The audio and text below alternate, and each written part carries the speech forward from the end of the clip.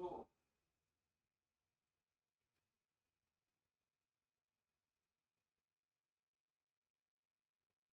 अब देखो अब क्या क्या है। ये इधर लिया है सर मैंने इसको। क्या दिया? इसको इधर से इधर किया है। किसको किधर दिया? ये इधर आ जाता है ना। अरे बाबा जी का ठुल्लू नीचे आएगा नहीं ये रहते हैं ना। दूसरा पे लगा फिर। किस पे लगाऊं? अरे कहीं पे भी दिया हो। यहाँ पे लेके आ जाओ और फिर ऐसे ग्रेड मारो तो ये तो फिर इतनी समझदारी तो होनी चाहिए। आओ एक्सेल पे तो ले जाओ ना पापा उसको। डुप्लीकेट मत करो। या आप लोग रीनेम भी नहीं कर सकते इसको, है ना? चालू तो कर दे। 40 हो गए। हाँ इसका कर दे सर। कर दे सर चालू कर दे। इसको रीनेम भी तो कर सकते हो ना भैया, अपना सिस्टम तो मॉडिफाई कर ही सकते हो ना। पड़ोसी आगे करेगा जब वो साला 20 मिनट में 20-25 मिनट में साला 2 सिस्टम तैयार करके दे दिए और के जान होगी।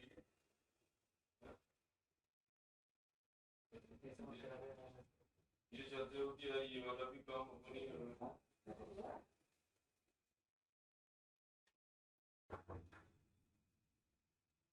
वो डेटा लो, बाकी के दोनों सिस्टम होगा, मैं कमेंट मारूंगा।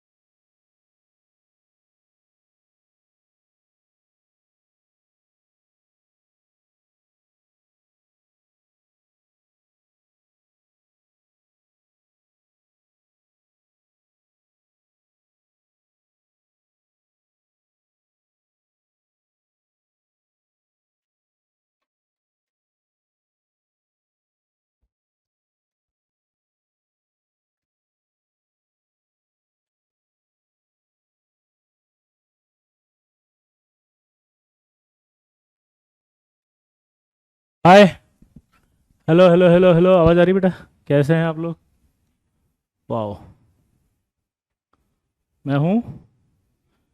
क्या मैं दिख रहा हूँ? आवाज़ आ रही है? यस, पिछली क्लास में हमने पढ़ लिया था डेल्टा बॉन्ड। अब हम पढ़ने वाले हैं पाई बॉन्ड। पाई बॉन्ड क्या होता है? When all 6 lobes of f orbital involve in bonding।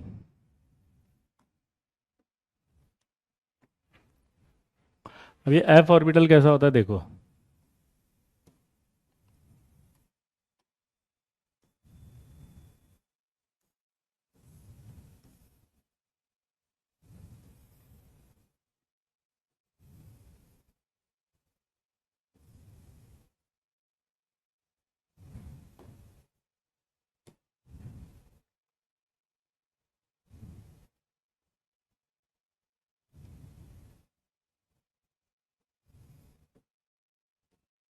ये देखो 6 लोब दिख रही है, 3 तो पीली,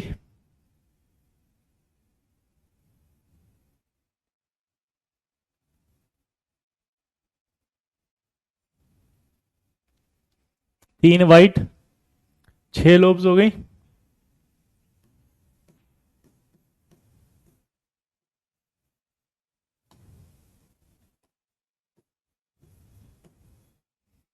एक, दो, तीन, चार, पांच और ये 6।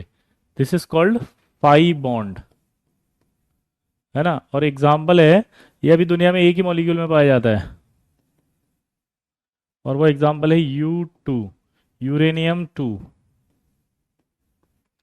ये सिर्फ एक ही में पाया जाता है, किसमें? Uranium 2, U2। सिंपल है, जल्दी बोलो। आया ना। तो जो फाई बॉन्ड की अगर बात करेगा तो फाई बॉन्ड आपको बोलना है कि 6 लोब इंटरेक्शन होता है, एफ ऑर्बिटल के इंटरेक्शन को कहा जाता है। ठीक है, समझ रहे हो? U2 मतलब यूरेनियम में पाया जाता है।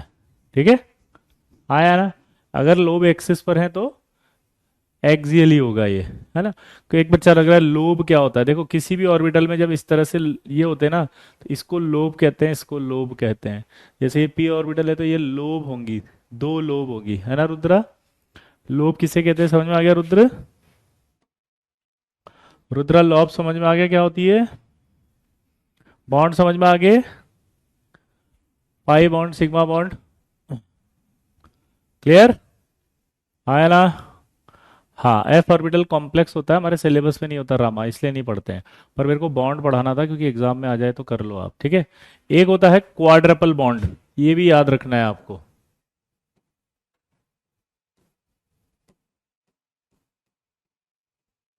क्वाड्रपल बॉन्ड क्या होता है, देखो इस मॉलिक्यूल में पाया जाता है। अभी हम सिर्फ बॉन्ड्स के नाम पढ़ रहे हैं ना, तो टेंशन नहीं लेनी है आपको ज़्यादा।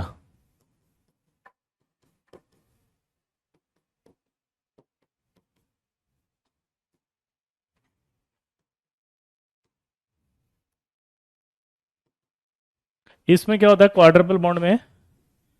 एक सिग्मा होता है, 2 पाई होता है और एक डेल्टा होता है।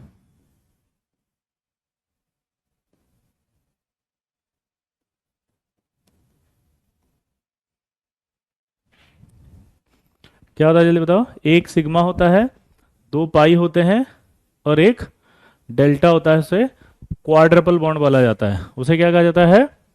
Quadruple bond. एस ऑर्बिटल में लोब नहीं होती बेटा, वो तो स्फेरिकल होता है ना सनी।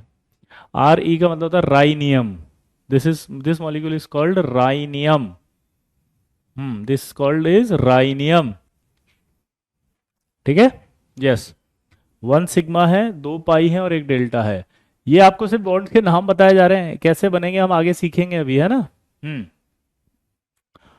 क्लियर?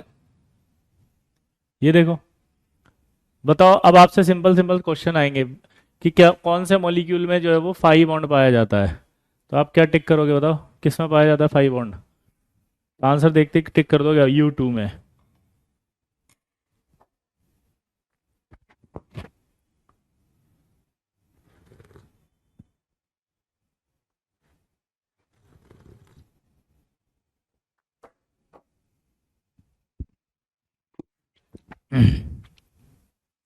आंसर आ गया?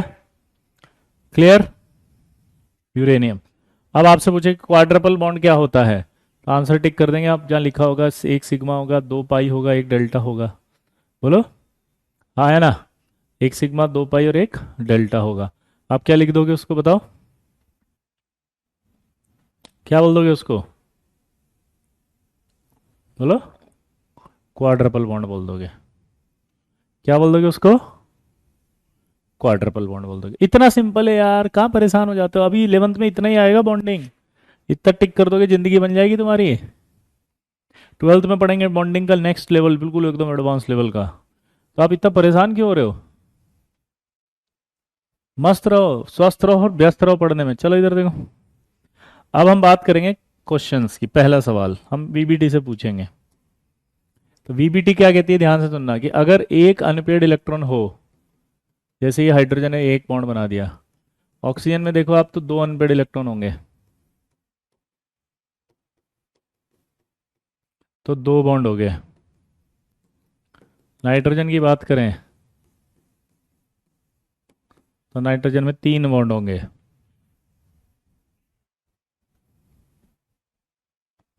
जिन एक बच्चा लिख रहा है कल कुछ समझ में नहीं आया। Aryan I am really very sorry, it is my fault, extremely apologize कि मैं आपको नहीं समझा पाया, इट्स माय इनकैपेबिलिटी, ठीक है। बट आई रिक्वेस्ट कि आप एक बार और ट्राई करें, ठीक है ना, आप एक बार और ट्राई करें, लेकिन यहाँ मत लिखें प्लीज़, है ना बेटा, क्योंकि जिनको समझ में आ गया वो डिप्रेस होने लग जाएंगे, है ना बेटा Aryan. This is my okay. मेरा कज़न आपसे यूट्यूब से ही पढ़ करके जेई निकाला, अरे वाह, वेरी गुड। उसको नंबर देना मेरा और बोलना सर से बात करो। डी एक्स वाई और डी एक्स जेड कोई बॉन्ड नहीं बनाएगा बेटा, है ना अभिनव जी। अब इधर देखो, यहाँ आप देखेंगे तो ऑक्सीजन में कितने हैं, दो अनपेड हैं। जब दो अनपेड है तो कितने बॉन्ड बन गए, दो। और नाइट्रोजन में कितने अनपेड दिख रहे हैं अभी, तीन। तो अगर नाइट्रोजन में तीन दिख रहे हैं तो क्या बनेंगे, तीन।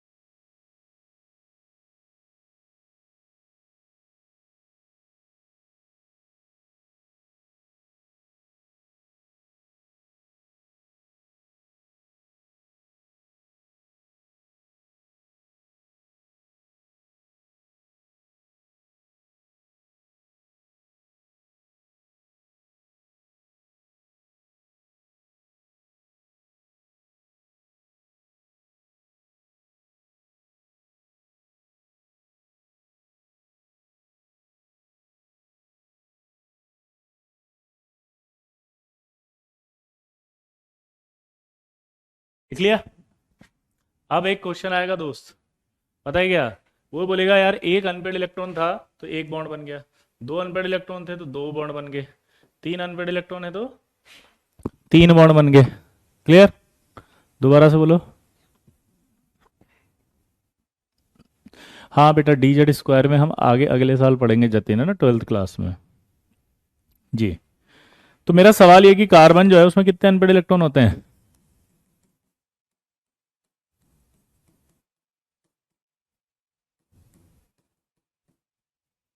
दो अनपेड इलेक्ट्रॉन। वीबीटी कहती है कि अगर सफिशिएंट ना हो तो वह एक्साइड भी कर लेता है। वीबीटी क्या कहती है बताओ, कि अगर इलेक्ट्रॉन सफिशिएंट ना हो तो वो एक्साइड कर लेगा। तो ये एक्साइड कर दिया उसने, तो कितने अनपेड इलेक्ट्रॉन हो गए, चार। कितने अनपेड इलेक्ट्रॉन हो गए, चार। दोबारा से समझना, अगर जितने अनपेड इलेक्ट्रॉन है तो उतने बॉन्ड बनते हैं, अगर अनपेड इलेक्ट्रॉन सफिशिएंट नहीं हो तो उस कंडीशन में वो एक्साइड करता है। एक्साइड करके 4 हो गए। तो सवाल यह है कि क्या कार्बन 4 बनाएगा ऐसे, तो आंसर है नो।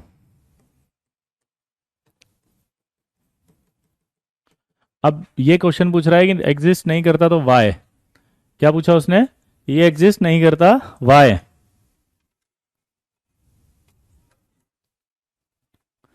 एग्जिस्ट नहीं करता वाई, C4 बॉन्ड एग्जिस्ट नहीं करता वाई, सोचो क्यों नहीं करता जल्दी।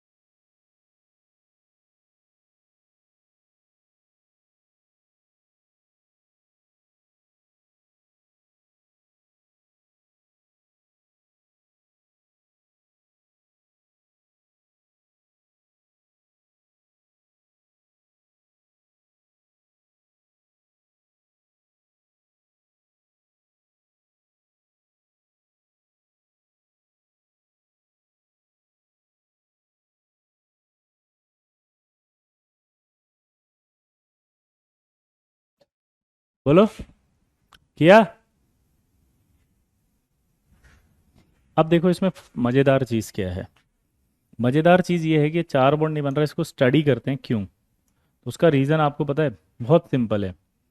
अगर आप ध्यान से देखें तो जो आप एक्सिस बनाएंगे वो एक्सिस 3 ही होती हैं, एक्स, वाई और जेड।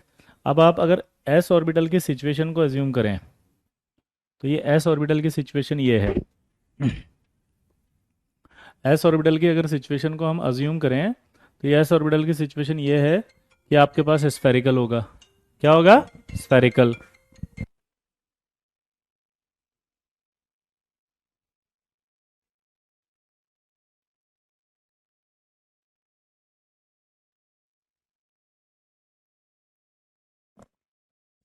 तो यहां पर आपके देखोगे तो क्या दिख रहा है, ये स्फेरिकल। क्लियर आया ना। अब मुझे बताओ पी ऑर्बिटल कहाँ होगा। पी ऑर्बिटल अगर आप देखोगे तो ये रहा पी ऑर्बिटल,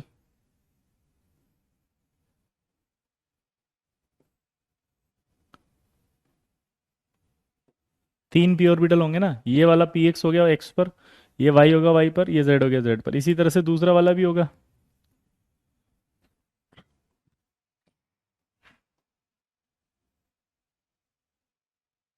एक, दो, और ये तीन।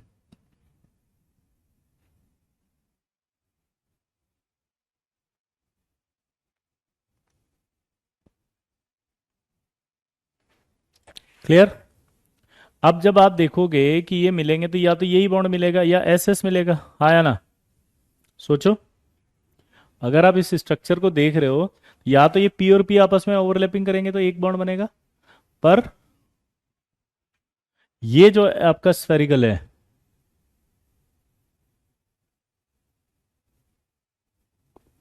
ये फिर एस नहीं मिल पाएगा। इसका मतलब जब आप ओवरलैपिंग कर रहे हो तो ये पी पी मिल पाएंगे, एस नहीं मिल पाएगा, और उसके बाद ये पी बॉन्ड ही बनाएंगे। तो ये दिखने में कितने बॉन्ड बन रहे हैं? तीन ही दिख रहे हैं ना, एक,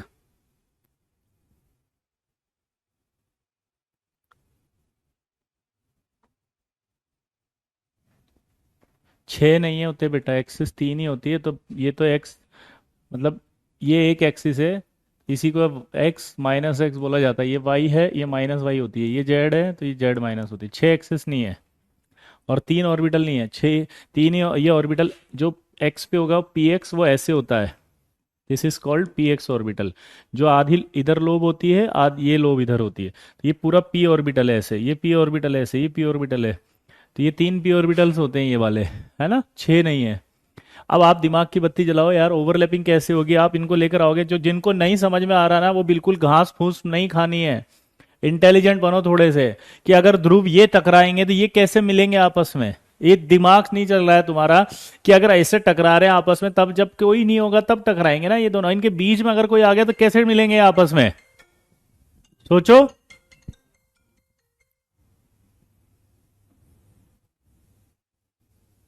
ध्रुव बेटा सोचो, एस एस ऑर्बिटल क्यों टकराएगा जब पी और पी टकराएंगे? तो बोलो, एस एस क्यों टकराएंगे जब पी पहले से ही बीच में आ रहा है? तो हेड ऑन ओवरलैपिंग कैसे हो सकती है ना मोहम्मद? ठीक है। अनिकेश कह रहा है आज क्लास नहीं होगी क्या? बहुत जल्दी आ गया यार तुझे। एस ऑर्बिटल नहीं टकराएगा, एक्सिस तीन ही होती है, लोब चार नहीं है। कौन है, कहाँ से आए हो उद्भव? लोब चार कहाँ से आ गई? आपको यही नहीं समझ में आ रहा कि एस ऑर्बिटल होता है ये वाला गोला, और पी होते हैं ये, एक पी एक्स, ये पी वाई, और पी जेड। तो जब मैंने बनाया ये एक्सिस जो तीन थी उसमें तो एस ऑर्बिटल रखा है यहाँ पे, क्योंकि वो तीनों एक्सिस पे होता है।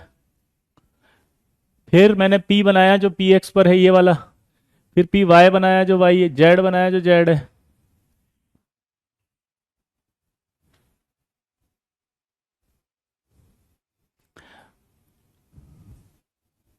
बेटा एसेट कैसे बनेगा मैं आगे सिखाऊंगा, मेरे से गलती हो गई मोहम्मद, ये सारी चीज़ें हम आगे पढ़ाएंगे। मेरी गलती ये हो गई कि मैं आपको 11 पढ़ा रहा हूँ, मुझे आपको है ना 13 पढ़ाना चाहिए था, है ना? है ना मोहम्मद? मोहम्मद, ये भी सिखाएंगे कि एसिड कैसे बनेगा। अभी आपको ये समझ में आया कि ये नहीं बनेगा? ठीक है, क्योंकि जब मैं आपको बताऊंगा कि एसिड के बारे में तो आपको पता है क्या फील आएगी? आपको ये फील आएगी मोहम्मद कि मैं सर से क्या पूछता हूँ, सर कितने अच्छे हैं, कितने प्यार से बता दिए। क्योंकि जब आपको अपने डाउट का लेवल पता चलेगा तो बहुत अच्छा फील आएगा अगले साल। आपको समझ में आया जो मैंने समझाने की कोशिश की बेटा?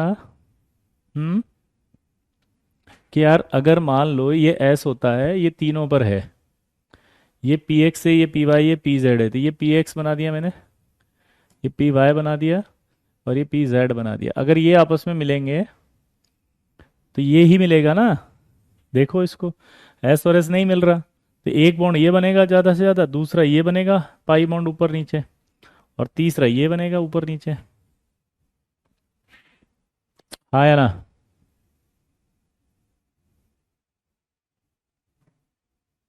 क्लियर? क्लियर? तो इसका मतलब क्या हो गया? हम ये बोल सकते हैं कि मैक्सिमम,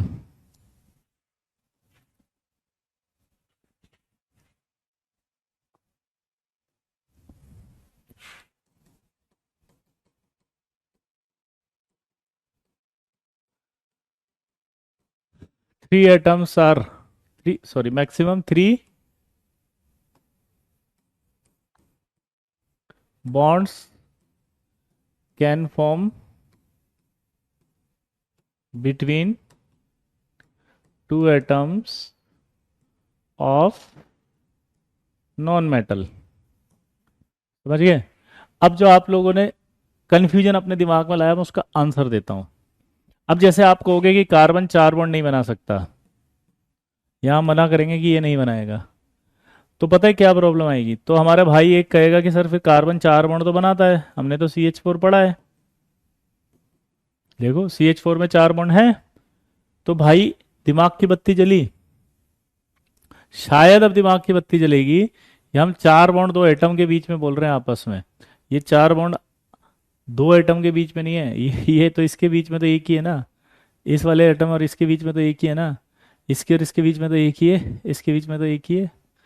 अब हमारा जो मोहम्मद था वो S8 के बारे में बोल रहा था, S8 भी पता ही नहीं है उसको कैसा होता है। S8 ये होता है जहाँ पर ये S है, ये S है, ये S S S S S कितने बॉन्ड बना रहा है? एक S। तो इन दोनों एसों के बीच में तो एक ही बॉन्ड है ना, इन दो के बीच में भी S बॉन्ड एक ही है, इनके बीच में भी S बॉन्ड एक ही है, इनके बीच में भी S बॉन्ड एक ही है, इनके बीच में भी S बॉन्ड एक ही है, इनके बीच में भी S बॉन्ड एक ही है, और इनके बीच में भी S बॉन्ड एक ही है, इनके बीच में भी S बॉन्ड एक ही है। तो एक ही तो बॉन्ड है भाई। हमने क्या कहा? हमने ये कहा कि S8 का मतलब ये थोड़ी कि 8 बॉन्ड है। यार मोहम्मद है ही नहीं कहीं, कहाँ चला गया? एक तो मैं डाउट बता रहा हूँ।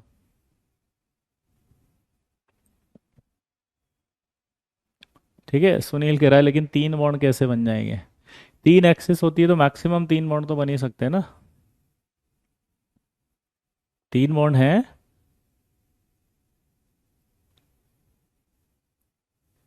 तो मैक्सिमम 3 बॉन्ड ही बन सकते हैं, क्योंकि तीनों एक्सिस पर एक साथ आ सकते हैं ना, ओवरलैपिंग।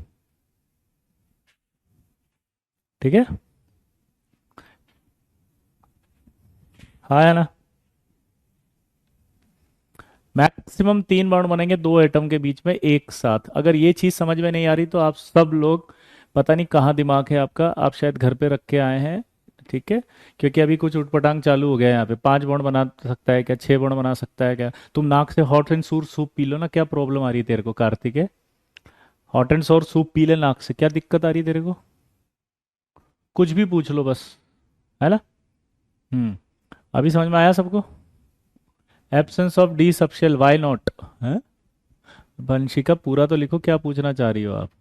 5 बॉन्ड बनेगा, S8 में तो 8 बॉन्ड नहीं, 8 बॉन्ड नहीं है। 2 एटम के बीच में सिर्फ एक ही बॉन्ड है, ध्यान से देखो बेटा।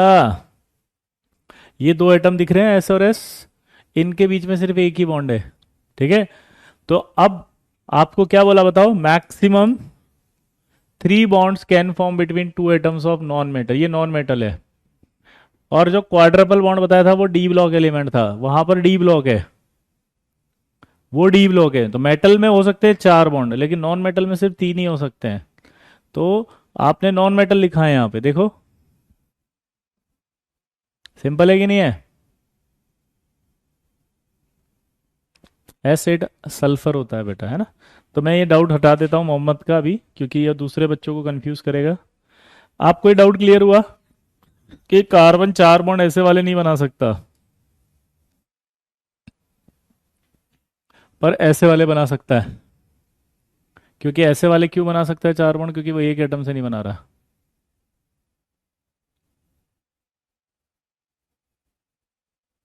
क्लियर? आगे बढ़े। अब सवाल ये उठता है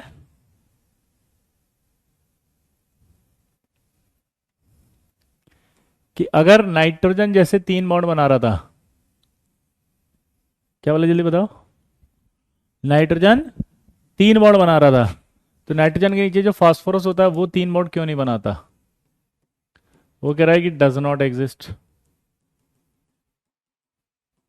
वाई? क्या बोल रहे हैं जल्दी बताओ? कि नाइट्रोजन 3 बॉन्ड नहीं बना सकता, तो फिर phosphorus P triple bond P जो है वो 3 बॉन्ड क्यों बना रहा है? दोबारा बोलो, बोलो। नाइट्रोजन अगर 3 बॉन्ड बना रहा है बोलो।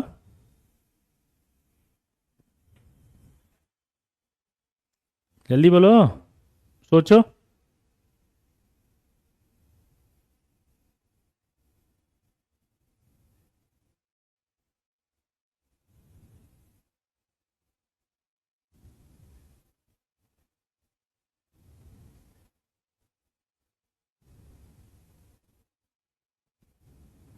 हम्म, ये क्यों नहीं बना रहा, इसको समझने के लिए हमें पहले एक टॉपिक पढ़ना पड़ेगा, बॉन्ड स्ट्रेंथ। अब हम बॉन्ड की स्ट्रेंथ पढ़ेंगे, इंपॉर्टेंट है भाई। बॉन्ड स्ट्रेंथ डिपेंड करती है वन ऑन साइज और डिपेंड करेगी प्रोपोर्शनल टू डायरेक्शनल कैरेक्टर पर।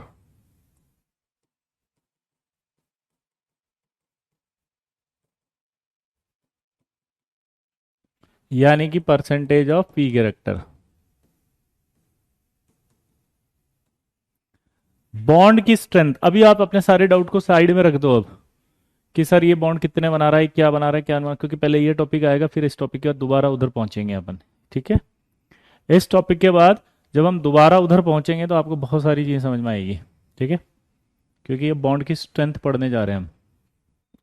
तो सबसे पहले तो आप ये दो टॉपिक, दो दिमाग में फॉर्मूले बना लो। पहला कि बॉन्ड स्ट्रेंथ जो होती है वो डायरेक्टली प्रोपोर्शनल टू है वन अपॉन साइज, और दूसरा ये पढ़ा लो कि bond strength directly proportional to होता है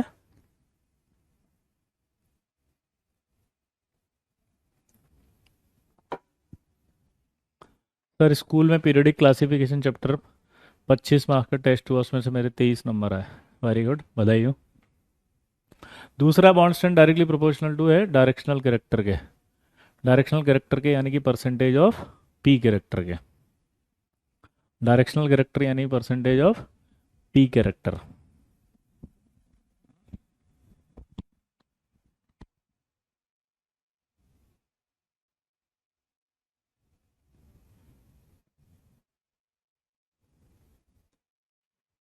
अब ये क्या होता है उसको समझते हैं। जैसे मान लो हम सबसे पहले बॉन्ड की स्ट्रेंथ की बात करते हैं।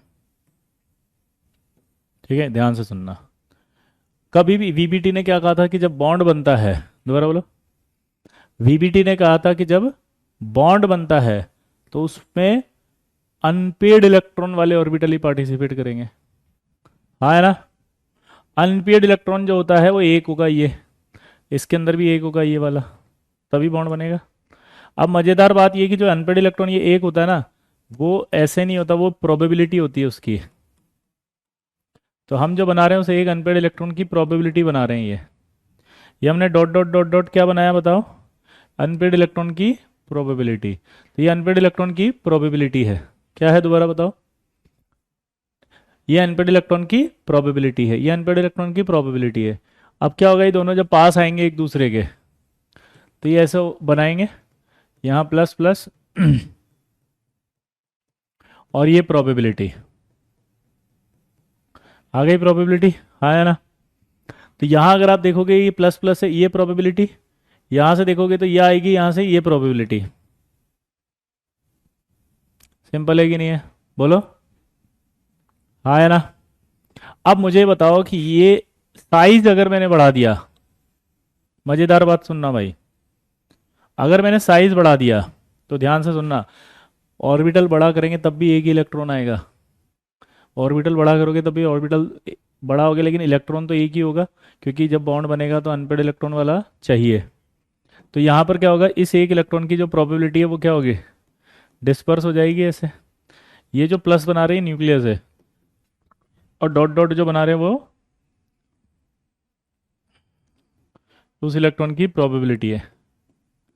अब देखो यहाँ पर जो दिखाई दे रहा है आपको, ये इलेक्ट्रॉन की प्रोबेबिलिटी कम हो गई यहाँ पे, प्लस न्यूक्लियस है बेटा, है ना सैयद, प्लस का मतलब न्यूक्लियस ही होता है हमेशा एटम में, और ये dot dot dot dot dot electrons बनाए।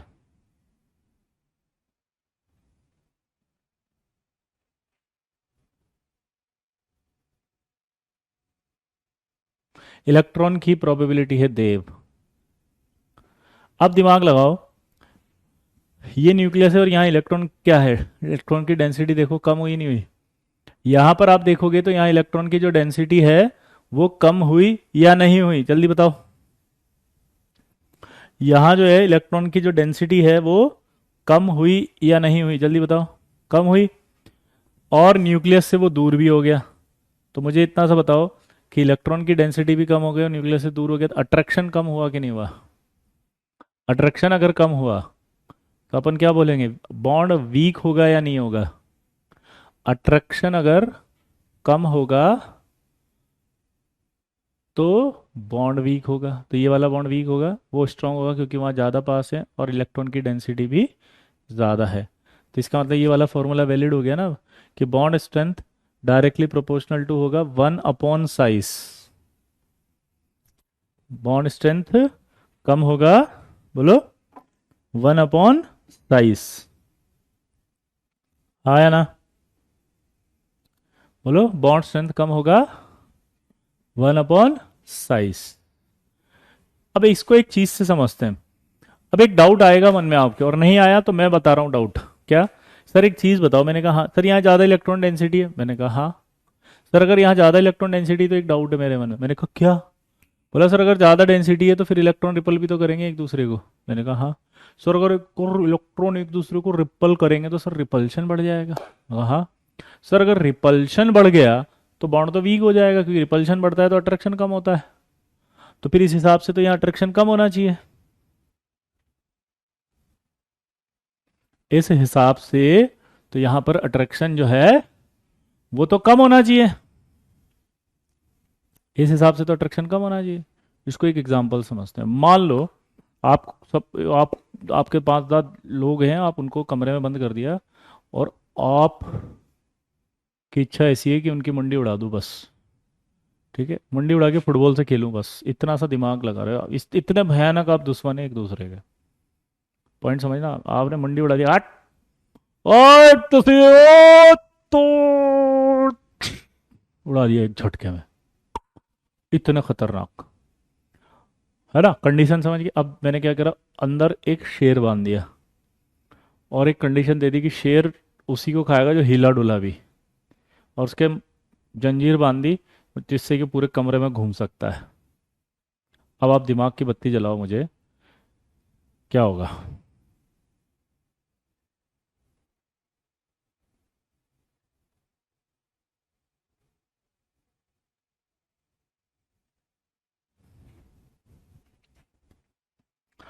आप हिलोगे डुलेगी भी नहीं, भले ही आपकी इच्छा उसे मारने की, क्योंकि आपको पता है कि अगर मैं हिला पहले तो वो मुझे मार देगा शेर।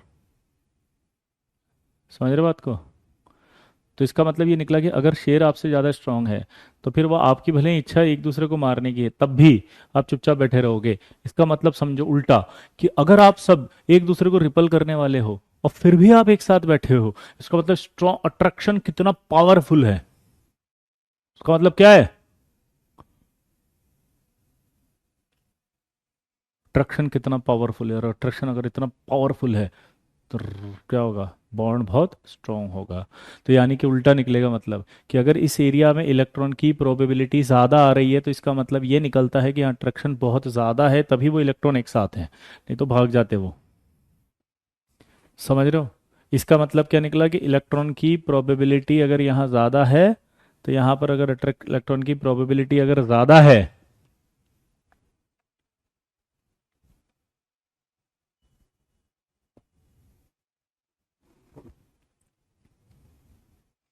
तो इसका मतलब ये निकलता है कि ये एक साथ इलेक्ट्रॉन तभी हैं जब वहाँ अट्रैक्शन बहुत पावरफुल है। यहाँ पर इलेक्ट्रॉन की प्रोबेबिलिटी कम आ रही है, इसका मतलब अट्रैक्शन पावरफुल नहीं है। तो इसका मतलब साफ साफ निकल रहा है कि बॉन्ड वीक होगा, क्योंकि बॉन्ड हमेशा इलेक्ट्रॉन की प्रोबेबिलिटी से बनेगा। ठीक है। अब सवाल कैसे कैसे आएंगे, नीचे वाला क्या समझा दो डायग्राम। डेंसिटी कम नहीं होती है जब साइज बढ़ता है, तो देव कहाँ से आए हो बेटा? हम्म? अगर कभी साइज बढ़ गया तो इस इलेक्ट्रॉन की जो डेंसिटी है वो कम होने लग जाएगी, क्योंकि इलेक्ट्रॉन तो एक ही है, एक इलेक्ट्रॉन इसमें बनाओ एक इसमें बनाओ तो उसकी प्रोबेबिलिटी जो बनाएंगे वो कम हो जाएगी। यही तो हुआ। अब आपसे क्वेश्चन पूछेगा, बॉन्ड स्ट्रेंथ का ऑर्डर बताओ।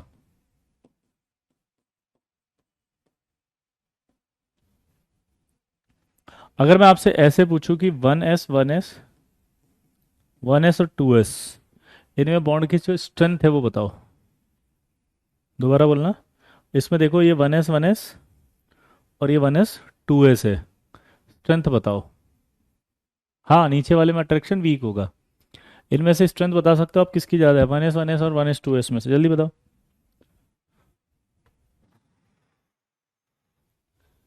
वाह, कईयों ने बोल दिया 1s 1s, बिल्कुल सही। सही जवाब, ताली बजनी चाहिए। पूछो क्यों? क्योंकि अगर आप यहाँ देखो, यहाँ देखोगे तो ये 1 है और ये 1 है, ये 1 है और ये 2 है। तो आप दिमाग लगाओगे कि ये साइज 1 है 1, और ये 1 और 2, तो ये साइज बढ़ गया। अगर आप देखोगे यहाँ पर ये साइज बढ़ गया, तो इसका मतलब क्या निकला? बोलो। अगर आप यहाँ देखोगे कि यार ये साइज बढ़ गया, तो इसका मतलब क्या देखोगे?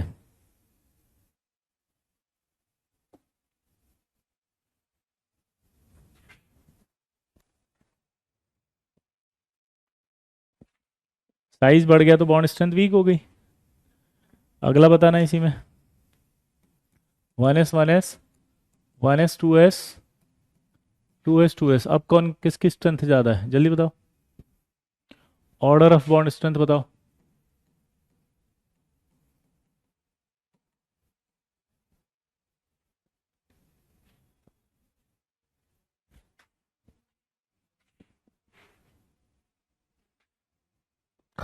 बोलो, सबसे ज़्यादा स्ट्रेंथ किसकी होगी फिर से? 1s 1s की, क्योंकि साइज छोटा है।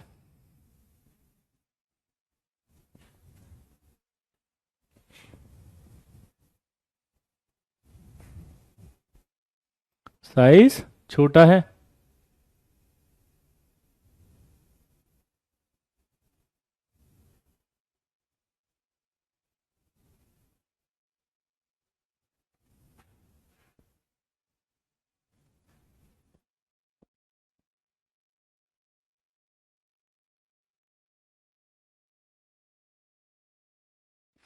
लेकिन अब जब सवाल ऐसे आएंगे कि 1s 1s 1s 2s 1s 2p, तो अब आप फंस जाओगे ना, क्योंकि 2p का कैसे निकालेंगे आप? तो इसका लॉजिक मैं समझाता हूँ, ठीक है। तो यहाँ पर एक सवाल में एक कंडीशन है कि ये वाला फैक्टर तब लगाना है जब साइज कांस्टेंट हो,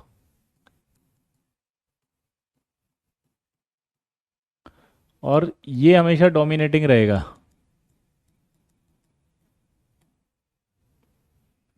जल्दी बोलो, क्या बोला मैंने?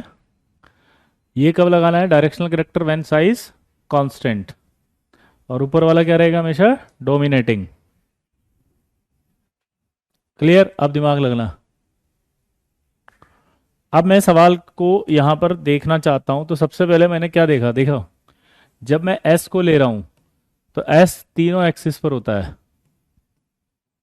तो जब मैं लूंगा, तो एक जो इलेक्ट्रॉन होगा उसकी जो प्रॉपर्टी होगी वो क्या होगा? देखो, मैं काम करता हूँ, साइज कांस्टेंट वाले लेता हूँ ताकि डाउट आए, ठीक है। जैसे मान लो आपसे बोला 2s 2s 2s 2p 2p 2p, इनका साइज कांस्टेंट है क्या नहीं है? बता रहा हूँ पी कैरेक्टर क्या है, उद्भव। अब यहां पर मैं कह रहा हूँ कि ये जो s है, इस s में आपको ऐसा नहीं लग रहा तीनों जगह इक्वल है?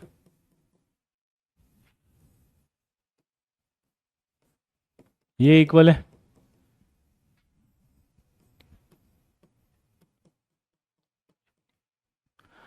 p जो होता है वो p ऑर्बिटल के लिए आ रहा है। अब p को समझना पड़ेगा आपको।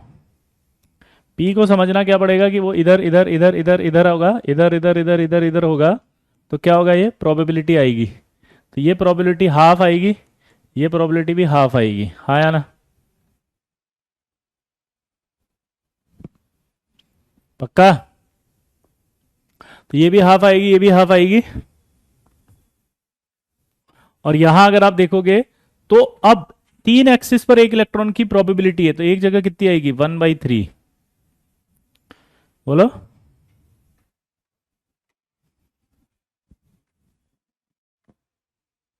हाँ या ना? ये समझ में आया?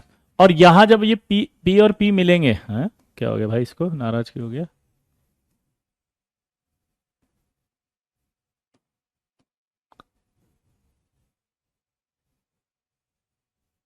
तो सोचो क्या होगा? वो इलेक्ट्रॉन की प्रोबेबिलिटी हाफ हाफ होगी नहीं होगी? हाफ यहाँ आएगी, हाफ यहाँ आएगी।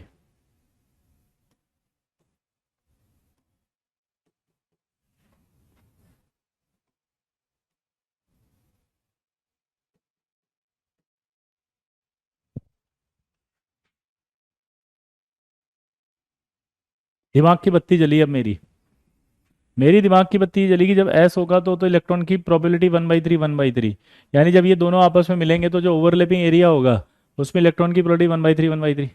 ये दोनों जब मिलेंगे तो 1/3 और 1/2। ये जब मिलेंगे तो क्या होगा 1/2 1/2। तो इलेक्ट्रॉन की प्रोबेबिलिटी ओवरलैपिंग एरिया में किस में ज़्यादा होगी? तो मेरे को लगा इसमें ज़्यादा होगी। इसका मतलब क्या समझे, फील लो कि जब भी कभी अगर साइज सेम आ गया तो साइज सेम आने पर जो बॉन्ड स्ट्रेंथ होगी वो पी कैरेक्टर पे डिपेंड करेगी। जिसमें पी ज़्यादा होगा उसी का बॉन्ड स्ट्रेंथ ज़्यादा होगा। ठीक है, जिसका पी ज़्यादा होगा उसी का बॉन्ड स्ट्रेंथ ज़्यादा होगा, यानी कि स्ट्रेंथ किसकी ज़्यादा आएगी अब, इसकी। लेकिन ये फंडा कब लगेगा, जब साइज सेम होगा। ये फंडा कब लगेगा, जब साइज सेम होगा।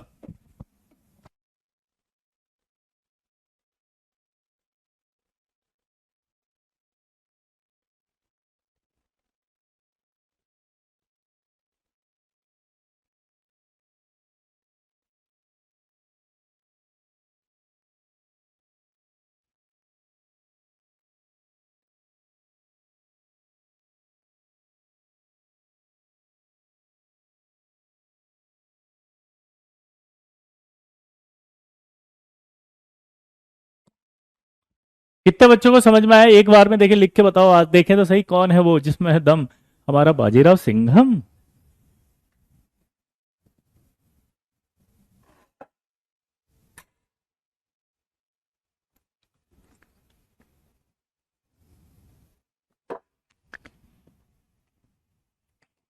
चलो सबसे पहले ये समझना पड़ेगा, जो एस होता है ना वो तीनों एक्सिस के ऊपर होता है, एक्स पे भी, वाई पे भी, जेड पे भी। तो जो एक्स के अंदर एक अनपेड इलेक्ट्रॉन होगा ना बॉन्ड बनाने के लिए, उसकी प्रोबेबिलिटी, प्रोबेबिलिटी मैथ्स की एक टर्म होती है संभावना, तो वो तीनों एक्सिस पर बराबर होंगी। ठीक है, तीनों ही एक्सिस पर है, इसलिए इस तरह के ऑर्बिटल्स को नॉन एक्सियल ऑर्बिटल्स कहा जाता है। क्यों, सॉरी, नॉन डायरेक्शनल ऑर्बिटल कहा जाता है, क्योंकि पर्टिकुलर डायरेक्शन में इलेक्ट्रॉन नहीं है। क्या बोला जल्दी बताओ, इनको नॉन डायरेक्शनल ऑर्बिटल कहा जाएगा। तो अगर आज सवाल कि एस नॉन डायरेक्शनल है क्या, तो आप क्या बोलोगे, हाँ। क्यों, क्योंकि एस में डायरेक्शनल नहीं है, क्योंकि एक पर्टिकुलर डायरेक्शन में इलेक्ट्रॉन की प्रोबेबिलिटी नहीं है, वो तीनों ही एक्सिस पर है।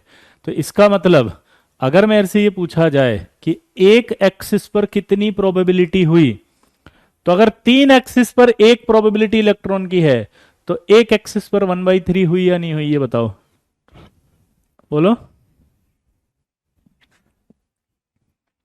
एक एक्सिस पर 1/3 हुई कि नहीं हुई, जल्दी बताओ। ये फील आनी चाहिए, बस इतना सा समझ में आते ही मजा आ जाएगा। अब जब आप पी की बात करते हो तो जो पी होगा वो पी ऑर्बिटल ऐसे होगा। अगर एक्स की बात करता हूं तो इस ऑर्बिटल को पी एक्स कहा जाएगा। अब इस पी एक्स में भी एक ही इलेक्ट्रॉन होगा। वो इलेक्ट्रॉन या तो यहां होगा या यहां होगा, तो उसकी प्रोबेबिलिटी या तो यहां इधर आएगी या इधर आएगी। तो अगर मैं इसको काउंट करूं तो हाफ प्रोबेबिलिटी है, इसको काउंट करूं तो हाफ प्रोबेबिलिटी है, यही बोलूंगा मैथमेटिकली। ये पी एक्स हो गया।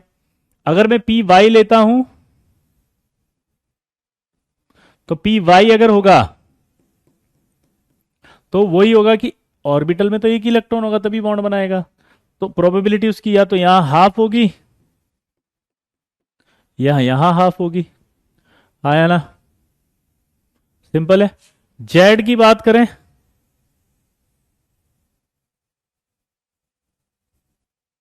तो जब जेड की बात होगी तो ये रहा, प्रोबेबिलिटी की बात होगी तो हाफ इधर होगी हाफ इधर होगी। ये तीनों कहलाते हैं डायरेक्शनल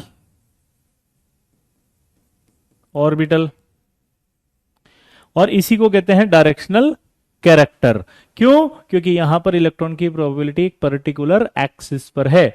तो मेरे से सवाल पूछे कि पी एक्स ऑर्बिटल का मतलब बताओ, तो एक ऐसा ऑर्बिटल जिसमें इलेक्ट्रॉन की प्रोबेबिलिटी एक्स एक्सिस पर होगी, this is called p x orbital. P y, ऐसा ऑर्बिटल जिसमें इलेक्ट्रॉन की प्रोबेबिलिटी वाई एक्सिस पर होगी, this is called y orbital. P z, ऐसा ऑर्बिटल जिसमें इलेक्ट्रॉन की प्रोबेबिलिटी वाई एक्सिस पर होगी, this is called y. Simple आया ना? तो ये कहलाते हैं डायरेक्शनल कैरेक्टर। क्या कहलाते हैं ये? बोलो। Directional character.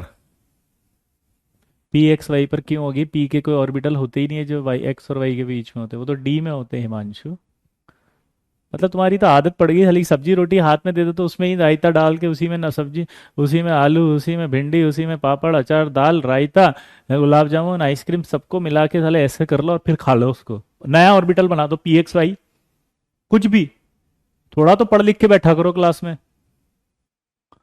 मैं कर रहा हूँ ना बात, वो छोटे बच्चे 11th क्लास के यार, खाना खाने का तरीका भी अब तू बताएगा क्या उनको? they are enough mature, they are in 11th class, they are future ITN CEO करोड़पति है वो। ऐसे बात नहीं करेगा तू बच्चों से। मैंने डांट दिया इसको, आइंदा से ऐसे बोलेगा नहीं, ध्यान रख लेना, निपटा देंगे इसको ज्यादा बोलेगा तो, समझिए? पक्का? सिंपल। तो यहां पर ये मैथमेटिकली समझ में आना चाहिए कि एक इलेक्ट्रॉन होता है, उसकी जो प्रोबेबिलिटी होती है एस में, वो तीनों एक्सिस पर होती है। हाँ बिल्कुल अमित जी, दोबारा बताएंगे, क्या टेंशन ले रहे हो? तो एक एक्सिस पर कितनी हुई? 1/3। ठीक है। अब पी लेंगे अगर, तो पी में कितनी होगी? हाफ इधर हाफ इधर, तो यानी हाफ हाफ। जब इधर लेंगे तो हाफ हाफ, इधर लेंगे तो हाफ हाफ। और इनकी इलेक्ट्रॉन डेंसिटी एक्सिस पर है इसलिए डायरेक्शनल होते हैं, और ये नॉन डायरेक्शनल क्योंकि तीनों एक्सिस पर है। अब इधर आओ, अब दिमाग लगाओ। जब मैंने लिखा कि यार ये एस ऑर्बिटल है, तो इसके अंदर प्रोबेबिलिटी एक एक्सिस पर आएगी तो कितनी आएगी? 1/3। यहाँ कितनी आएगी? 1/3। यहाँ देखोगे तो कितनी आएगी? 1/3 और हाफ, जब ये आपस में मिलेंगे क्योंकि एस और पी है, और ये जब मिले तो ये पी और पी है, तो हाफ हाफ। तो सबसे ज्यादा इलेक्ट्रॉन की प्रोबेबिलिटी जो बॉन्ड फॉर्मेशन में होगी वो इसी में आएगी। सबसे ज्यादा इलेक्ट्रॉन प्रोबेबिलिटी अगर बॉन्ड फॉर्मेशन में इसमें आएगी, तो इसका मतलब क्या निकला? इसकी स्ट्रेंथ ज्यादा होगी। अब सवाल ये है कि ये फैक्टर तभी लगाना है जब साइज सेम हो। अब आप कई बच्चे बोलेंगे साइज कैसे पता लग रहा है सर आपको? साइज कैसे, पी का साइज एस के कैसे बराबर? साइज हमेशा प्रिंसिपल क्वांटम नंबर बताती है। साइज बोलो बेटा, हमेशा प्रिंसिपल क्वांटम नंबर बताती है। दोबारा बोलो, साइज जो होगी वो हमेशा प्रिंसिपल क्वांटम नंबर बताएगी।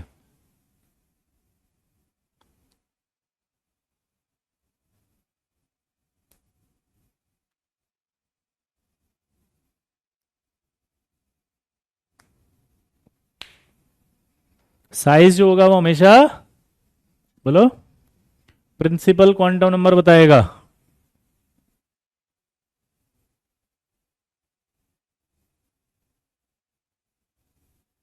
तो यहाँ प्रिंसिपल क्वांटम नंबर सेम है।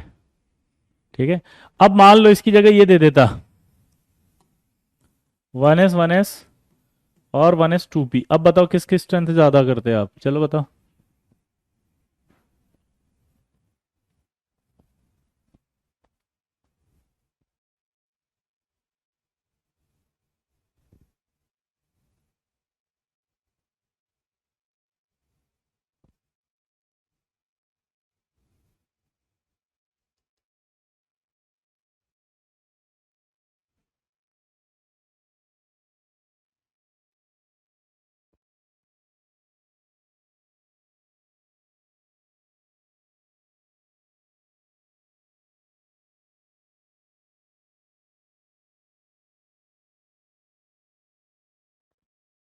वेरी गुड, कई बच्चों ने सही आंसर दिया। अब 1s 1s आएगा, ये पी नहीं आएगा क्योंकि यहाँ साइज छोटा है। साइज अगर छोटा है तो यही स्ट्रांग होगा, साइज सेम होगा तभी पी वाले का ज़्यादा होगा, ये फैक्टर होता है। 1s 2p नहीं हो सकता, साइज हमेशा डोमिनेट करेगी। बहुत बढ़िया, बहुत अच्छा, खुश हो गया मैं यार, मज़ा आ गया। तो ये तो टॉप बैच पढ़ा रहा हूँ, मुझे ऐसा लग रहा है ये बैच तो फोड़ेगा आईटी में एक दिन, तू फोड़ेगा। अब एक छोटा सा सवाल बना रहा हूँ, इसको आंसर देना आप।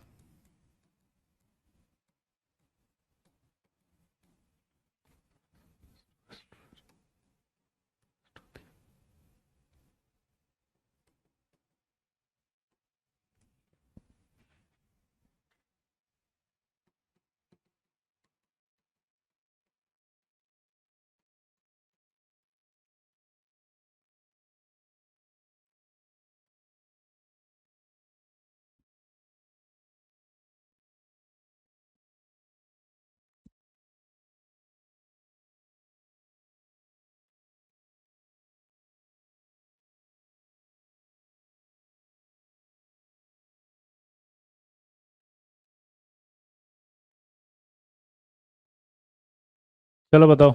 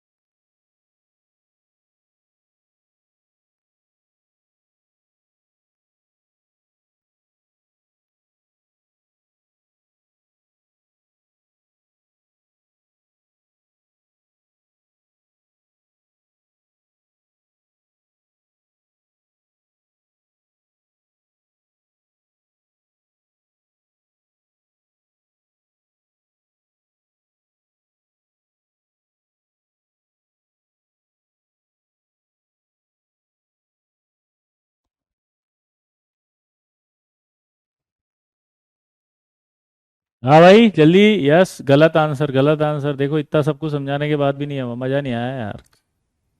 देखो आपको दो फैक्टर मिक्स कर दिए मैंने इस बार। मैंने यहाँ पर दो फैक्टर वो मिस किए जिसमें एक में ये हो रहा है कि साइज भी देखना पड़ेगा आपको, और साइज के साथ आपको पी कैरेक्टर भी देखना है। तो क्या है कि साइज भी देखना है और पी कैरेक्टर भी देखना है, तो आपको ऑर्डर बनाना पड़ेगा। इसमें कोई डिक्रीजिंग और इंक्रीजिंग ऑर्डर नहीं है, ठीक है। तो अगर कोई डिक्रीजिंग इंक्रीजिंग के लफड़े में है तो सोच लेना, नहीं है वो।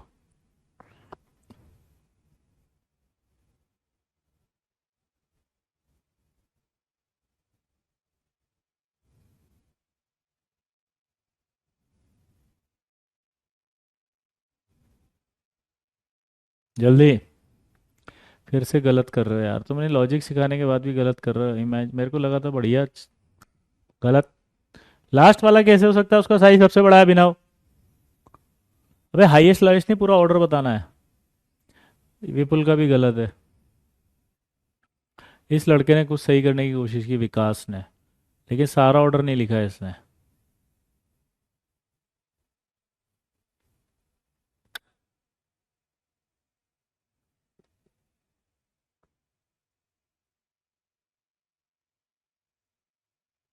इक्वल नहीं आएगा कुछ भी।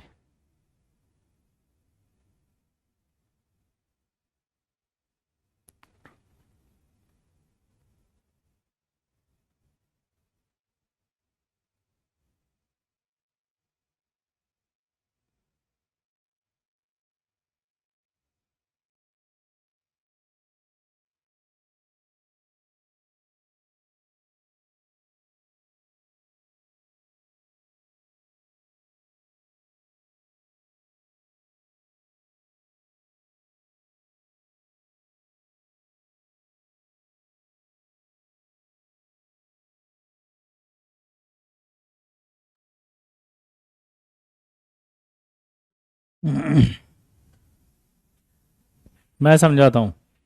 सबसे पहले हमने कहा था साइज डोमिनेटिंग है, तो 1s 1s तो सबसे ज़्यादा होगा। अब इन दोनों को चेक करो आप। जब आप इन दोनों को चेक करोगे तो आपको क्या नज़र आ रहा है, इन दोनों में साइज सेम है। जब साइज सेम होगा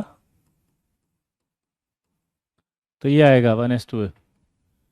और जब इनको देखोगे तीनों को,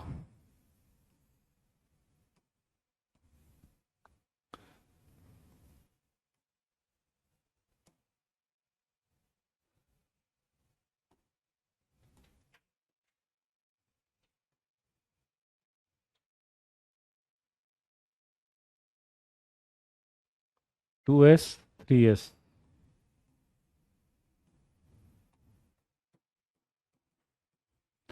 ये इनको देखोगे तो इनमें साइज सेम आ रहा है। देखो, अगर इनमें साइज सेम आ रहा है तो इस हिसाब से चलेंगे तो क्या चलेगा, 2p 2p और 2s।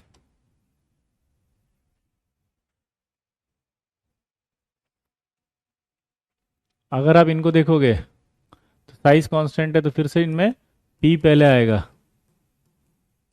और इन तीनों को जब देखोगे इनका साइज, तो आप जब इनका साइज देखोगे तो क्या आएगा बताओ, इनमें साइज सेम है इसलिए पहले 3p आएगा p, फिर 3s 3p आएगा,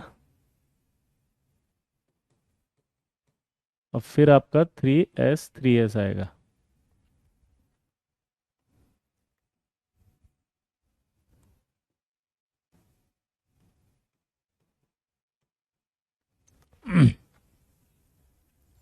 कोई डाउट?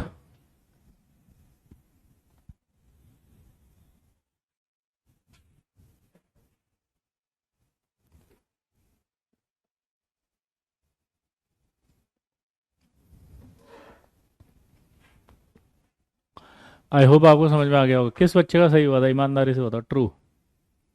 कितने ऐसे बच्चे हैं जिनका सही हुआ था? यस बोलना जिन्होंने सही किया।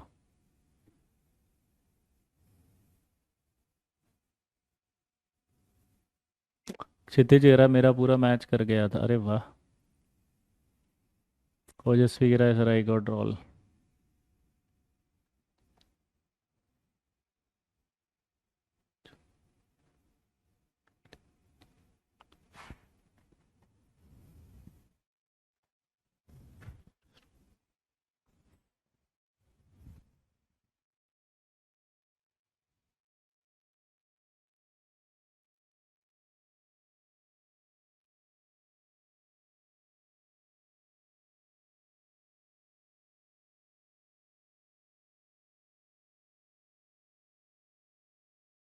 अच्छा छोड़ो, अब कितने बच्चों को समझ में आ गया?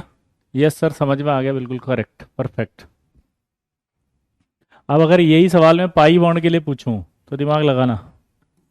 अगर मैं आपसे बोलूं पाई बॉन्ड में 2p पाई 2p पाई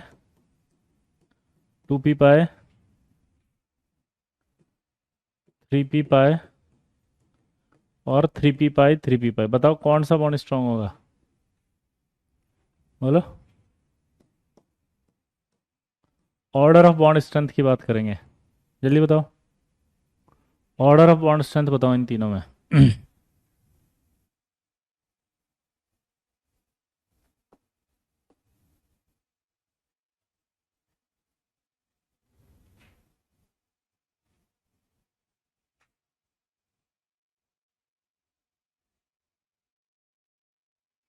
आपको समझ में आ गया होगा। छोटा साइज जिसका होगा वही स्ट्रांग होगा।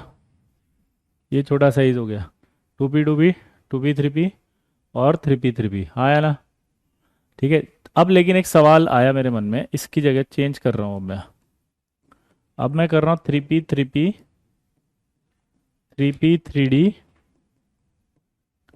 और 3d पाई में। अब बताओ।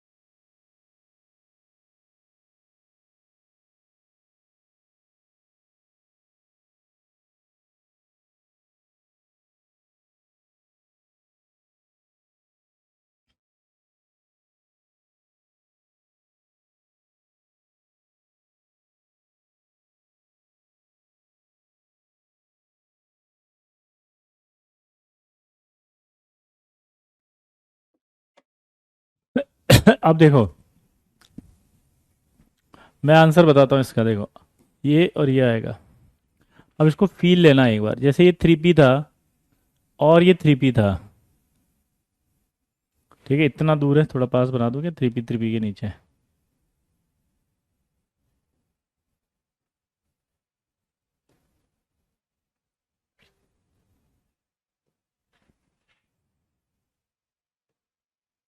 ये 3p और 3d है ये।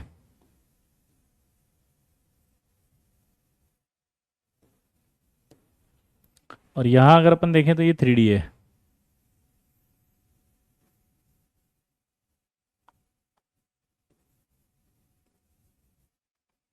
अब आप देख के बताओ।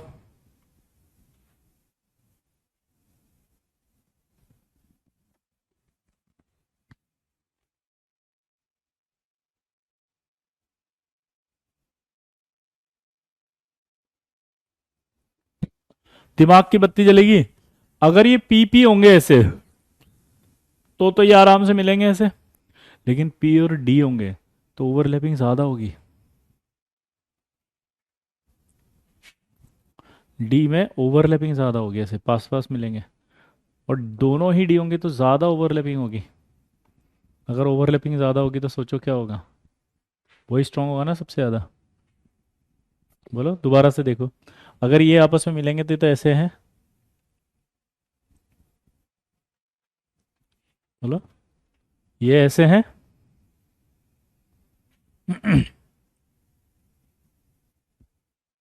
ये दोनों मिल रहे हैं तो ये ऐसे हैं। और अगर ये ऐसे हैं तो आपस में पास आएंगे एक दूसरे के। लेकिन यहां पर डी तो पास में ही होगा ना पी के पहले से। दिमाग लगाओ ना जिनको समझ में नहीं आ रहा। तो इसका मतलब ये पास ही होंगे, तो पास होंगे तो ये तो और अच्छी ओवरलैपिंग करेंगे। तो ये ज़्यादा पास होंगे, ये ज़्यादा ओवरलैपिंग होगी। ये तो दोनों बहुत ही पास पास है। और अगर बहुत ही पास पास होंगे सबसे ज़्यादा स्ट्रांग होगी। आया ना। लेकिन एक सवाल है मेरे मन में, पूछो क्या। एक नया डाउट आएगा जब मैं थोड़ा सा सीख जाऊंगा। तो मुझे पता लगेगा कि सर एक ही इलेक्ट्रॉन पार्टिसिपेट करता है बॉन्ड में। मैंने कहा हाँ। तो सर इसमें जब देखेंगे तो क्या होगा, ये तो दोनों जगह होगा।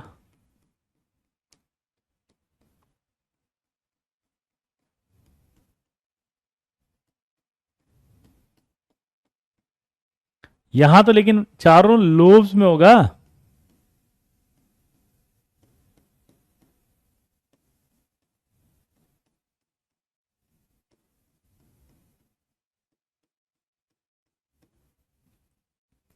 बोलो यहां तो क्या होगा, चारों लोब्स में इलेक्ट्रॉन है। अब बताओ।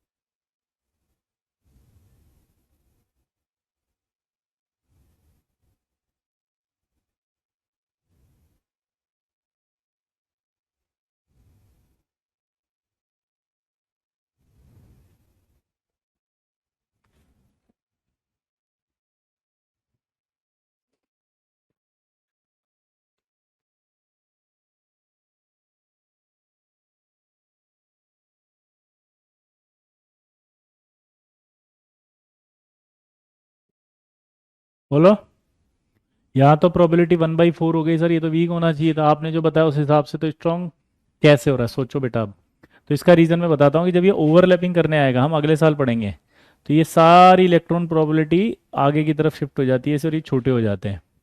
डी ऑर्बिटल की एक खास बात है, जब भी वो ओवरलैपिंग करने आएगा तो सारी इलेक्ट्रॉन डेंसिटी किस में आ जाएगी, इसमें। तो आप देखो जब ये बॉन्ड बनाने आया तो 1/2 ही हो गई इसकी। ये छोटे हो जाएंगे। ये क्यों होता है सब वो अगले साल पढ़ेंगे, अगले साल समझ में आएगा, ठीक है। अभी आपको समझाया, ये याद रखना है अभी आपको थोड़े दिन के लिए। ये जितनी भी इलेक्ट्रॉन की प्रॉपर्टी है ये आ जाएगी अंदर। हाँ या ना, जितने भी।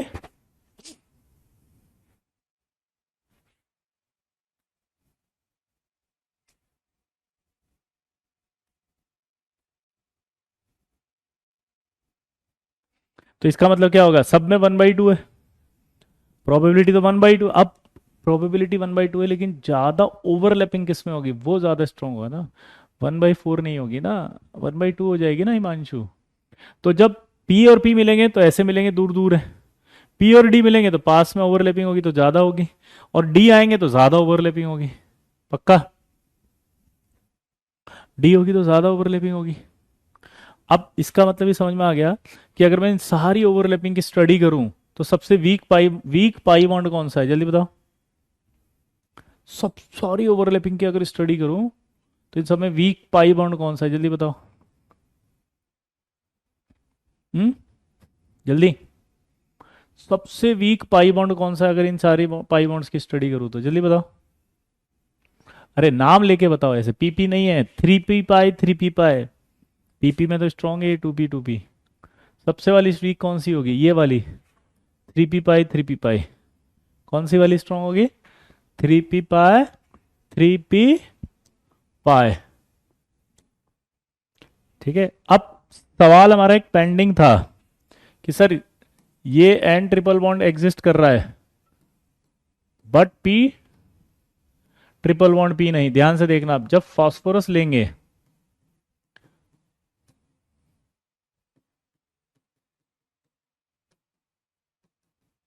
तो फास्फोरस में कितने एनपेड इलेक्ट्रॉन्स होंगे, 3। और जब भाई साहब 3 होंगे तो यानी कि जो पाई बॉन्ड बनेगा वो कौन सी ओवरलैपिंग से बनेगा, पीपी। कौन सी पीपी, 3p पाई 3p पाई। तो क्या होगा बोलो, due to large internuclear distance.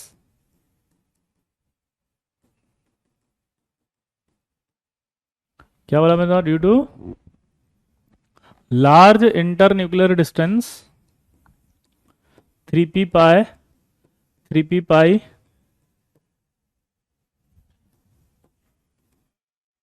Overlapping does not exist. तो इसलिए कभी भी 3p पाई एग्जिस्ट ही नहीं करेगी, तो कभी ये पाई बॉन्ड बनेगा ही नहीं, इसलिए कभी ये नहीं बनता। इसलिए पाई बॉन्ड नहीं बनाता, और पाई बॉन्ड नहीं बना करके ये अपने आप को सिंगल बॉन्ड से सेटिस्फाई करता है और P4 की फॉर्म में पाया जाता है। इसलिए ये कभी भी बोलो एग्जिस्ट नहीं करता, और किस में पाया जाता है, सिंगल बॉन्ड की फॉर्म में P4।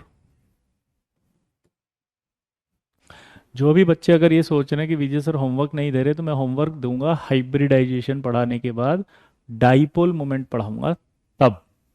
और जितना भी होमवर्क होगा वो क्लास में डिस्कस करेंगे आराम से, बिल्कुल परेशान मत होना। मैंने आपको अपना स्ट्रेटजी बता दिया था। आप अभी सीखो और इन्हीं को बार बार पढ़ो, रिवाइज करो 2 से 3 बार नोट्स को। होमवर्क से कुछ नहीं होगा, क्योंकि वो कॉन्सेप्ट ही बिल्ड नहीं होगा। अभी तो हम कॉन्सेप्ट बिल्डिंग सीख रहे हैं। आपको पता भी नहीं होगा कि मैं वहां से पढ़ाते पढ़ाते यहाँ कनेक्ट करूंगा उस सवाल को। आप सोच रहे होंगे छोड़ दिया इन्होंने तो, भूल गए ये सवाल। नहीं, इसी सवाल को समझाने के लिए हमने इतना पढ़ा है, तब जाके ये सवाल हुआ है।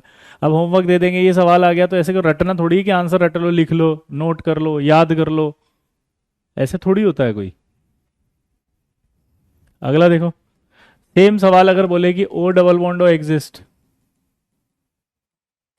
But S double bond S does not exist,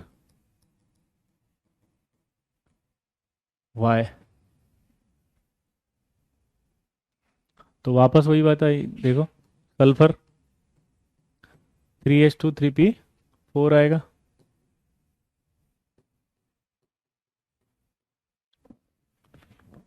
तो दिखाओ क्या हुआ, कितने अनपढ़ इलेक्ट्रॉन है, 2। किसके हैं, पी के।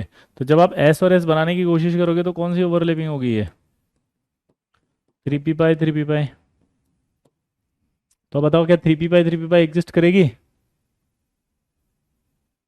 बोलो।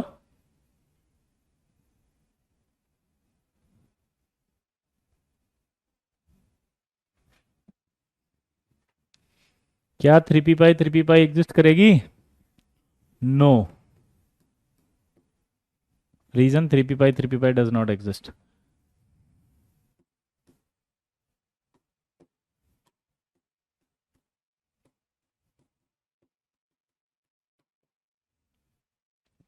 3p pi 3p pi does not exist, इसलिए सल्फर कभी पाई बॉन्ड नहीं बनाता, इसलिए वो सिंगल बॉन्डेड स्ट्रक्चर में एग्जिस्ट करता है। और वो सिंगल बॉन्डेड स्ट्रक्चर होती है S S. Single bonded structure में एग्जिस्ट करता है, इसलिए वो एसिड में जाता है। अभी समझ में आया सवाल? पी के साथ पाई नहीं लिख रहा हूं मैं, बेवकूफ हो गया देव। 3p है ये, 3p बॉन्ड बना रहा है, उसके साथ 3p पाई लिख रहा हूं। थर्ड शेल का p ऑर्बिटल है, वो बॉन्ड नहीं बना सकता 3p पाई 3p पाई। अभी आया समझ में देव? बेटा नोट अच्छे से पढ़ना एक बार, है ना। तो अब सवाल समझ में आया कि बॉन्डिंग कैसे देखते हैं, स्ट्रेंथ कैसे देखते हैं मॉलिक्यूल्स में। 3p पाई सबसे वीक पाई बॉन्ड थी अनुभव, और जो वीक पाई बॉन्ड है वो क्यों बनाएगा मॉलिक्यूल, है ना। तो वीक पाई बॉन्ड कभी भी मॉलिक्यूल नहीं बनाएगा। यहां एक्साइटेशन की जरूरत नहीं है उज्जवल, क्योंकि हम दो बॉन्ड की बात कर रहे हैं, तो दो अनपेड इलेक्ट्रॉन है ना, तो जितने अनपेड इलेक्ट्रॉन है उतने ही बॉन्ड बनेंगे। कितने बच्चों को मजा आया जल्दी बताओ आज कि यार सर फील आ गया, सच में बहुत अच्छा पढ़ाया आपने। और जिनको समझ में नहीं आया प्रॉमिस करो कि आगे पूरा नोट्स पढ़ कर आएंगे, फिर जो भी डाउट्स होंगे वो आगे पूछेंगे। हाँ एक्साइट नहीं होगा ना उज्जवल? क्यों नहीं होगा बताओ? तो आप अभी है ना टेंशन मतलब हम बेसिक बिल्डिंग सीख रहे हैं बॉन्डिंग की। आपके मन में जितने भी डाउट्स होंगे ना, इट्स माय प्रॉमिस कि वो धीरे धीरे खत्म कर दूंगा मैं सारे। और मेहनत करेंगे हम मिलके, तो आप देखना अगले साल बहुत अच्छा फील आएगा बॉन्डिंग में। जितने भी बच्चों को ऐसा है ना बॉन्डिंग वीक है, उड़ गया, समझ नहीं आता, तो बहुत अच्छा लगेगा। क्योंकि देखो फर्स्ट राउंड में हम क्या कर रहे हैं अभी सोचो, पहले बॉन्डिंग पढ़ेंगे, फिर बॉन्डिंग खत्म होने के बाद में आपको वापस से सारी शीट जो मिल रही है ना, वो सबकी एक एक सवाल यहाँ पर सोल्व करेंगे आराम से।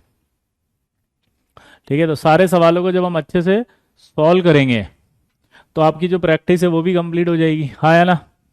तो जब आप प्रैक्टिस कर लोगे सवालों की, तो प्रैक्टिस करने के बाद जो डाउट आएंगे मैं वो भी डिस्कस कर दूंगा। तो ये थ्योरी पूरी तरह से अंदर चली जाएगी ना, तो आपको बड़ा मजा आएगा 12th क्लास में। उसको लोग फील में हो यार गजब क्या मजा आ रहा है। लेकिन आज अगर आप ऑन द स्पॉट अभी के अभी ये सोचो कि मेरा बहुत अच्छा हो जाए, तो वो कैसे होगा? वो तो पूरा चैप्टर कंप्लीट होने के बाद अच्छा होगा ना भाई, है ना। और जिनको थोड़ा बहुत भी समझ में नहीं आता, थोड़ा एफर्ट डालना सीखो। आप घर जाकर के इसके नोट्स को पढ़ो। देखो आज अगर आपने एफर्ट डालना शुरू कर दिया तो आप आईटी बनने से आपको कोई नहीं रोक पाएगा। लेकिन अगर आपने एफर्ट्स नहीं डाल लिए, मेहनत नहीं करना शुरू किया, तो ये सपना सपना ही रह जाएगा कि टॉप रैंक लाऊंगा, फोड़ के रख दूंगा, ऐसा कर दूंगा, वैसा कर दूंगा, ये कर दूंगा, वो कर दूंगा। वो फिर पॉसिबल नहीं होता है बेटा, है ना। समझ में आ रहा है बेटा? प्रॉमिस करो यस सर हम फोड़ के रख देंगे। ठीक है, चलिए जिन्होंने बुक नहीं ली है बुक ले लें, विशाल जोशी विजय सर की है, फ्लिपकार्ट और उस पर मिल जाएगी, अमेजोन पे। ठीक है, चलो बाय। अगली क्लास में नेक्स्ट टॉपिक से चालू करेंगे। मैं इसलिए छोड़ रहा हूँ क्योंकि टॉपिक कंप्लीट हो गया, फिर वो मिक्सिंग अच्छी नहीं रहती, कचरा हो जाएगा। ठीक है।